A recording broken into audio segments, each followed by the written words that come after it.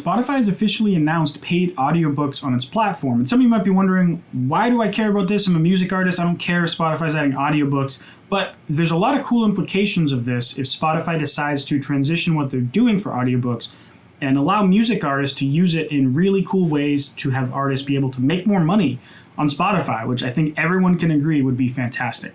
So I'll share my screen here. We can see the Spotify audiobook page.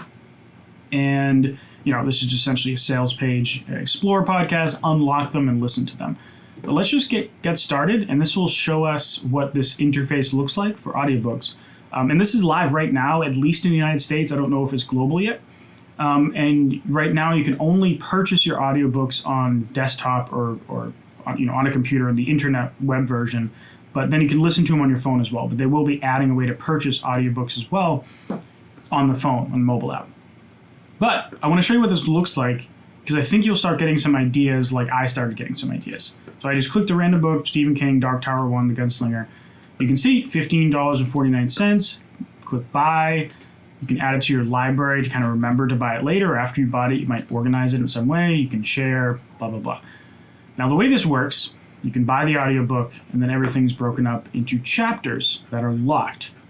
So I hope you're thinking kind of what I'm thinking. If Spotify can add a store to purchase products directly on their platform, what's stopping them from allowing artists to, let's say, add an instrumental version of their album on Spotify, but make it purchasable for $9.99?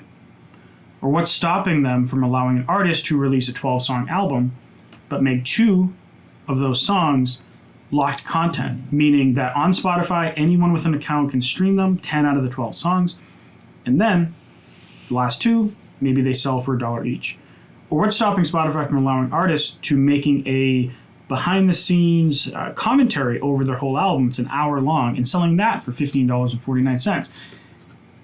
They can do this with books. They could clearly do it with music as well. And another idea I had, seeing that if they can sell like locked content, what's stopping them from making a locked section of your page where, let's say, at the top here, there's a little button that says join, and then you click join, and then it's kind of a Patreon-like model where a supporter can pay you $2, $5, $10 a month, whatever tiers you set, and then when they do, it takes you to a special place on your profile where you get behind-the-scenes content. Maybe it's unreleased music. Maybe it's video content, because with their podcasting, Spotify added video support.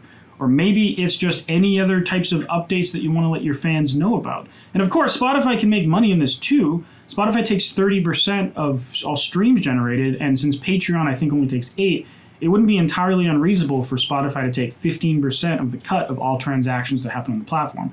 Me as an artist, I wouldn't complain about that, because it's worse than Patreon, but it's better than YouTube. And it seems like a fair model. The artists make more money, Spotify makes more money, and the fans get more content. Instead of having to leave the platform, they can do more in Spotify, which means more people are on Spotify, and Spotify wins again. Now, there are some potential trade-offs that I want to point out. For example, if an artist were to just only release locked content, then that might make their experience frustrating for people using Spotify to listen to music. The whole point of Spotify is you pay one monthly thing and you get access to this vast library of content. But what happens when all of a sudden 30% of the entire platform is locked behind a paywall? What are you paying your monthly subscription for? So to counter that, I would say that perhaps Spotify could add a criteria where if you're going to be selling locked albums or locked songs, you're limited to a certain percentage of your catalog. So maybe you can't have more than 20% of your catalog be locked content, right? And that seems reasonable. Like, as an artist, you really want to have 100% of your catalog be locked, or even 50%. But if they set some criteria and said, you have to have 80% of your music be available to stream on the platform, the other 20% can be locked.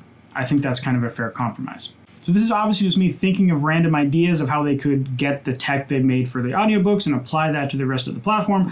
I don't know if Spotify will ever do any of this, or if it even makes business sense for them to do it. But to me, on the outside, it looks like it would, and I hope they incorporate some of this long term so that artists can make more money, Spotify can make more money, and fans can get a better experience. Now, if you want to see my critique on Spotify as a platform, I do have a video right here as well. And if you're looking for more information on how to market your music on streaming services or just in general, you can check out this playlist right here.